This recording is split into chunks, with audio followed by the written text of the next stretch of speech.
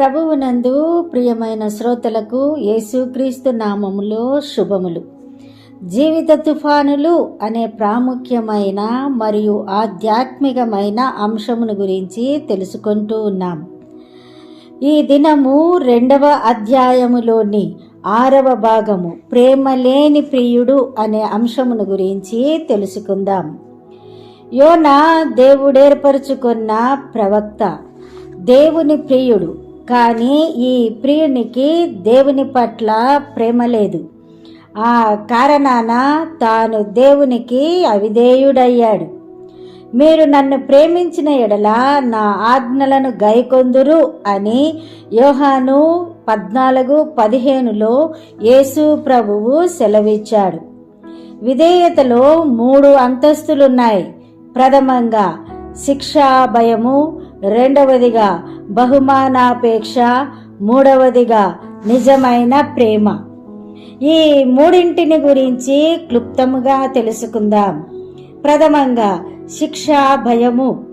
శిక్షకు భయపడి విధేయత చూపువారు ఎందరో ఉన్నారు.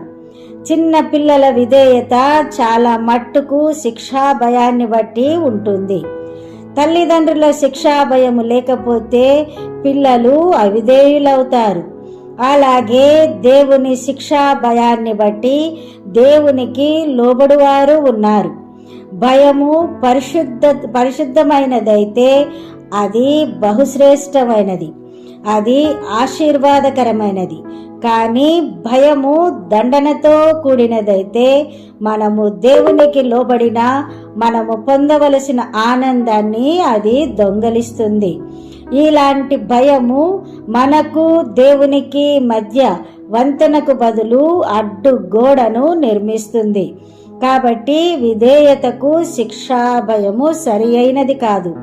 యోనా తిమింగలం గర్భము నుండి బయటపడ్డ తరువాత నీవు లేచి నినెవే మహానగరానికి వెళ్ళి నా సందేశాన్ని చాటించు అని దేవుడు యోనాకు 2వ పర్యాయము ఆజ్ఞాపించినప్పుడు యోనా దేవుని ఆజ్ఞను శిరసాహ వహించినట్లు వ్రాయబడి ఉంది. యోనా లేచి యెహోవా సెలవిచ్చిన ప్రకారము నినెవే పట్టణమునకు పోయెను. కారణమేమిటి? దేవుని ఆజ్ఞను మళ్ళీ ఉల్లంఘించినట్లయితే దేవుడు మళ్ళీ తనను శిక్షించునని యోనా భయపడి దేవునికి విధేయుడయ్యాడు. దేవుని శిక్షా భయమే లేకపోయినట్లయితే యోనా 2వ పర్యాయము కూడా దేవునికి లోబడి ఉండేవాడు కాదు. శిక్షా భయాన్ని బట్టి చూపించే విధేయతను చిన్న పిల్లల విధేయత అని చెప్పవచ్చు. ఇది అధమమైన అంతస్తు. రెండవదిగా బహుమానాపేక్ష. చిన్నపిల్లలు శిక్షా భయాన్ని బట్టి తల్లిదండ్రులకు విధేయత చూపితే యవనస్తులు బహుమానము కొరకు విధేయత చూపుతారు. అనగా వారి విధేయత బహుమానముతో ముడిపడి ఉంది. అమ్మాయి గదులన్నీ బాగా ఊడ్చి ఇల్లు శుభ్రముగా పెట్టు, సాయంకాలము నీకు కొత్త బట్టలు కొని పెడతాను అని చెప్పిన తల్లికి తన కుమార్తె విధేయత చూపుతుంది. యవనస్తుల విధేయత స్వార్థముతో కూడి ఉంటుంది. అది బహుమానాన్ని సంపాదించగలదని వారికి నేర్పుతుంది. కాబట్టి బహుమానాపేక్షతో వారు విధేయత చూపుతారు. ప్రారంభములో సీమోను పేతురు విధేయత కూడా ఇలాంటిదే. ఇదిగో మేము సమస్తమును విడిచిపెట్టి నిన్ను వెంబడించితిమి గనుక మాకేమి దొరుకునని పేతురు ప్రభువును ప్రశ్నించాడు. అనగా పేతురు బహుమానము కొరకే ప్రభువును వెంబడించినట్లు తెలుస్తుంది. అలాగే బహుమానముల కొరకు బేరమాడి ప్రభువుకు లోబడిన వారే ఎందరో ఉన్నారు. ఇది స్వార్థముతో కూడిన విధేయత. కాబట్టి ఇది కూడా సరి అయినది కాదు. మూడవదిగా నిజమైన ప్రేమ. నా పనికి బహుమానముండాలి అని ప్రేమ ఎన్నడూ కోరదు. అనగా ప్రభువును ప్రేమించువారు బహుమానాపేక్షతో ప్రభువుకు విధేయత చూపరు.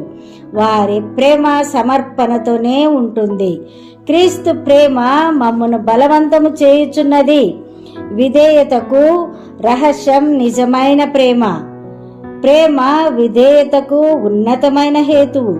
ఆ కారణాన మీరు నన్ను ప్రేమించిన ఎడల నా ఆజ్ఞలను గైకొందురు. ఒకడు నన్ను ప్రేమించిన ఎడల వాడు నా మాట గైకొనును అని యేసు ప్రభువు సెలవిచ్చాడు. అనగా ప్రభువును నిజముగా ప్రేమించువారు ఆయన ఆజ్ఞకు లోబడి వాటిని నెరవేర్చుటలో ఆనందిస్తారు. కాబట్టి విధేయతలో ఉన్నతమైన అంతస్తు నిజమైన ప్రేమ అని చెప్పగలం. రాజైన నెబుకద్నెజరు తాను నిలువబెట్టిన బంగారు విగ్రహాన్ని పూజించని శద్రకు, మెషాకు, అబేద్నెగో అను యూదులను మండే కొలిమిలో వేస్తాను అని బెదిరించినప్పుడు నెబుకద్నెజరు, ఒకవేళ మమ్ములను భగభగా మండే కొలిమిలో వేస్తే వేయండి, మేము సేవిస్తున్న మా దేవుడు అందులో నుండి మమ్ములను తప్పించగలడు. రాజా, దేవుడు నీ చేతిలో నుండి మమ్ములను విడిపిస్తాడు. ఒకవేళ విడిపించకపోయినా మేము మీ దేవుళ్లను సేవించము, మీరు నిలువబెట్టించిన బంగారు విగ్రహాన్ని పూజించము, ఇది మాత్రము మీరు తెలుసుకొని తీరాలి అని వారు జవాబిచ్చారు. కారణం దేవుని పట్ల వారికున్న నిజమైన ప్రేమే. నిజమైన ప్రేమ ఎంత విలువైనా చెల్లించుటకు వెనుకాడదు. మునిగిపోతున్న తన ముద్దుల బిడ్డను రక్షించుకోవడానికి భీకర సముద్ర తరంగాలలోనికి దుముకు తల్లి, అగ్ని మంటల నుండి తన ఏకైక కుమారుని రక్షించుకోవడానికి బగబగా మండే మంటలోనికి పరిగెత్తు తండ్రి విలువను చెల్లించుటకు వెనుకాడుదురా? దైవజనుడైన యోబు ఆయన చంపినా సరే నిరీక్షణతో ఆయన కోసమే ఎదురు చూస్తాను అని అన్నాడు. అనగా నాకు ఏమీ లేకపోయినా నా దేవుడుంటే చాలు అని యోబు సాక్ష్యమిచ్చాడు. యోబు దేవుణ్ణి ఎంతగా ప్రేమించాడో ఈ మాటలలో స్పష్టమవుతుంది. మన విధేయత ప్రభువు పట్ల మనకున్న ప్రేమను రుజువుపరుస్తుంది. ప్రేమలో భయముండదు. అంతేకాదు, పరిపూర్ణ ప్రేమ భయమును వెళ్ళగొట్టును. భయము దండనతో కూడినది. భయపడువాడు ప్రేమయందు పరిపూర్ణము చేయబడినవాడు కాడు అని వ్రాయబడిన ప్రకారము ప్రభువును ప్రేమించువారు ప్రభువు చిత్తాన్ని గురించి భయపడరు. ప్రభువు చిత్తాన్ని సంపూర్ణముగా నెరవేర్చుటలో వారు ఆనందిస్తారు. ప్రభువును ఎరుగనని ముమ్మారు బొంకిన పేతురుతో, సీమోను, నన్ను ప్రేమించుచున్నావా అని ప్రభువు ముమ్మారు ప్రశ్నించినప్పుడు, అవును ప్రభువా, నేను నిన్ను ప్రేమిస్తున్నాను అని పేతురు జవాబిచ్చాడు. అలాగైతే నా గొర్రెలను మేపు అని ప్రభువు పేతురుకు ఆజ్ఞాపించాడు. అనగా నా ప్రజలకు నిత్య జీవాన్ని ప్రసాదించు, నా వాక్యాన్ని ప్రకటించు అని అర్థం. అలాగే ప్రభువును ప్రేమించిన పేతురు ప్రభువు సెలవిచ్చిన వాక్యాన్ని ఆయన ప్రజలకు ప్రకటించాడు. మన ప్రభువు మనలను ఎలాగా రక్షించాడో, మనలను రక్షించుటలో ఎంత అమూల్యమైన తన రక్తాన్ని విమోచన క్రయధనముగా చెల్లించాడో మనము గ్రహించవలసి ఉన్నాం. దేవుని సువార్త చెప్పకూడదని, ప్రభువుని గూర్చి సాక్ష్యం ఇవ్వకూడదని యేసు శిష్యులను ఎన్ని చిత్రహింసలు పెట్టినా, అధికారుల సభలో నిలువబెట్టి నానా విధాలుగా అవమానపరిచినా, చెరసాలల్లో బంధించిన వారు సువార్త ప్రకటించారు. కారణం వారు ప్రభువును నిజముగా ప్రేమించిన వారు.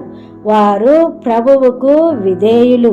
సువార్త చెప్పడము అన్నది వారికి భారము కాదు, అది దేవదూతలకు కూడా ఇవ్వబడని మహాభాగ్యమని వారెరుగుదురు.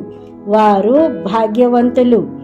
అన్యులైన నావికులు యోనాను ప్రశ్నించినప్పుడు, నేను హెబ్రీయుణ్ణి, యెహోవా భక్తుణ్ణి, ఆయన ఆకాశమును భూమిని సృజించిన పరలోక దేవుడు అని చెప్పాడే గాని నేను దేవుణ్ణి ప్రేమించువాడను అని మాత్రము చెప్పలేకపోయాడు.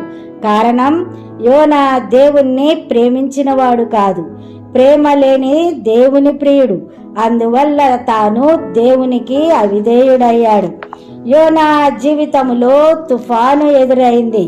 మీరు నన్ను ప్రేమించిన ఎడల నా ఆజ్ఞలను గైకొందురు అని యోహాను 14:15లో వ్రాయబడి ఉంది. 7వ భాగమైన